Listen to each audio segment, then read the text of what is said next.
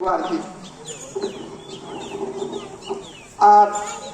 আমরা এই তাকবীরে তাশরীফ দিয়ে আমরা পড়ি। হাদিস শরীফের মধ্যে দেখলাম জিলহজ মাসের 9 তারিখের ফজর থেকে 13 তারিখের আসর পর্যন্ত 23 ওয়াক্ত ফরজ নামাজ, এই 23 ওয়াক্ত ফরজ নামাজ আদায়ের পর এই তাকবীরে তাশরীফ আল্লাহু আকবার আল্লাহু আকবার লা ইলাহা ইল্লাল্লাহু আল্লাহু আকবার আল্লাহু আকবার ওয়ালিল্লাহিল হামদ, এই তাকবীরে তাশরীফ পাঠ করা কমপক্ষে অন্তত একবার ওয়াজিব। এটা এই আসর পর্যন্ত 13 তারিখের আসর পর্যন্ত আমাদের এগুলি হতে হবে।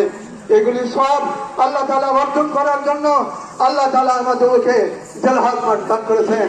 আমার একটা তারিখ ভাইরা আমার, কত আল্লাহর প্রিয় বান্দারা আল্লাহর তাদের প্রতি হজ খরচ করেছিল, তারা হজে চলে গেছে। যারা